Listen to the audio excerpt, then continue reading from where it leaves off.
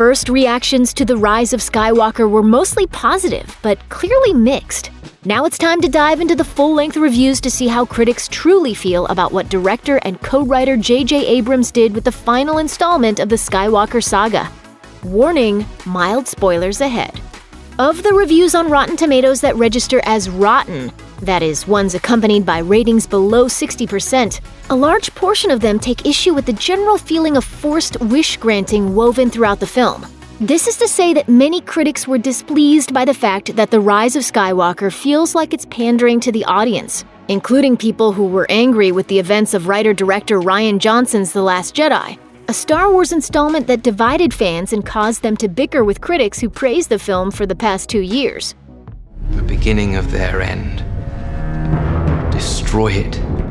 Michael O'Sullivan of The Washington Post was one of a number of critics conflicted over the fan service crammed into The Rise of Skywalker, arguing that the film panders wildly and concludes the Skywalker saga, quote, with a story that delivers to the faithful exactly the movie they wanted, which may or may not be a good thing. He wrote in his review, "Everybody wants a happy ending, but that doesn't mean that we should always get the one we want. It's fine, if also cliché, to be reminded that good will triumph over evil.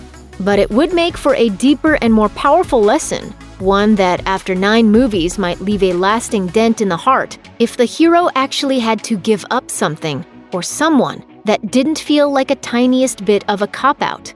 The film stage critic Jordan Ropp wrote that The Rise of Skywalker is the antithesis to The Last Jedi, in that it doesn't take many risks and undoes a lot of what preceded it. He wrote, "A direct contradiction to Johnson's repeated mantra of letting old things die, this 9th and final film in the series is wholly about the desire to uncover the past to unlock one's true identity, and honor the generations and iconic characters that came before. By lacking a sense of vision in embracing what came before and ignoring the recently laid path for where this story could go, The Rise of Skywalker is not only a disappointing end to this saga, it's also an ill-fated harbinger for Disney's future in storytelling." Other critics agree with Ropp's point that The Rise of Skywalker plays it safe and doesn't take the risks that it could have, decisions that many feel are to the film's detriment. USA Today's Brian Truitt, who gave The Rise of Skywalker 2.5 stars out of 4, wrote in his review, "It's impressively ambitious, though great new personalities and fresh storytelling suffer for the sake of fan service. Some of the liberties Rian Johnson's Last Jedi took with the nostalgic Star Wars status quo are rethought here, so get ready for a disturbance in the fandom." Over at Slate, Sam Adams wrote that Abrams attempted to make a movie no one would hate, instead of one that some might love, resulting in a film that's only satisfying because it's been force-fed to viewers. He added, "The haste with which The Rise of Skywalker rushes to undo its predecessor is almost comical at first, at least before its capitulation to the franchise's most toxic fans turns outright contemptible." In other less-than-great reviews of The Rise of Skywalker, a common gripe was that the film comes across confused and messy. Dan Murrell of Screen Junkies said in his video review, "There seems to have been absolutely no roadmap as to what these movies were going to be, and it shows." Meanwhile, Uproxx senior entertainment reporter Mike Ryan argued that the film is perplexing, clumsy, and totally overstuffed, writing, "J.J. Abrams' Star Wars: The Rise of Skywalker is the most convoluted of all the Star Wars movies. It feels like 3 full movies worth of plot crammed into one film. The stories in the other Star Wars movies, even the prequels, have a way of bringing a viewer into that world.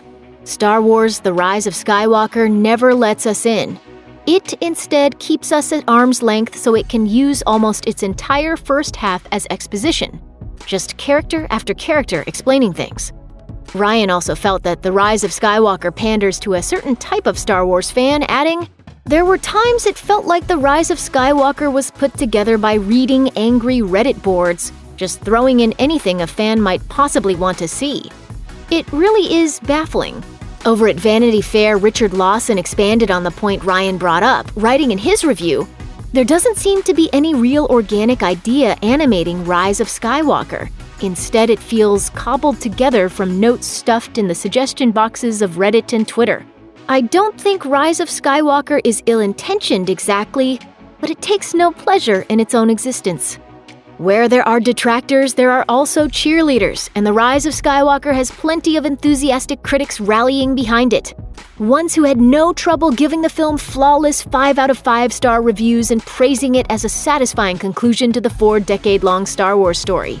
Jordan Hoffman at The Guardian was one such critic who stamped The Rise of Skywalker with a perfect rating, writing, "The movie snaps together like a jigsaw puzzle, a series of concluding beats that seem inevitable and perfect, and designed to please all parties, so long as you don't dwell on the logic too much."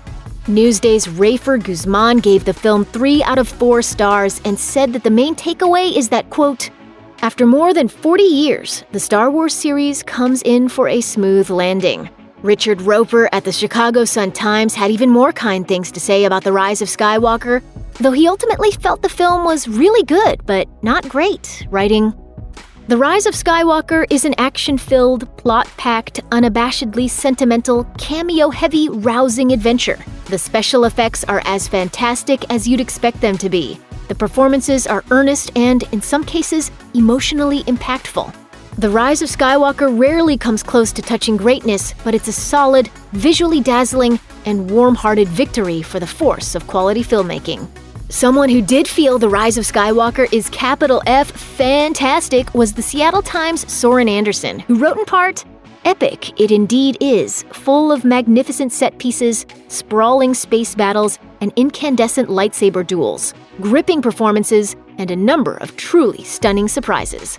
Digital Spy's Ian Sandwell was noticeably impressed by The Rise of Skywalker, calling it an emotional, thrilling, and satisfying end to the Skywalker saga with plenty of surprises up its sleeve. He wrote, "The Rise of Skywalker shines with emotional beats that fans won't forget, as well as crowd-pleasing payoffs that have been decades in the making. Given the task that Abrams faced when he returned to the franchise, Star Wars The Rise of Skywalker is an impressive achievement. It won't please everybody, of course, but there will be plenty who find it ends the Skywalker saga on a high." So it sounds like some people are going to love The Rise of Skywalker, and some people are going to hate The Rise of Skywalker, which is no big surprise. If you find yourself in the latter camp, take heart. A new episode of The Mandalorian airs December 27th.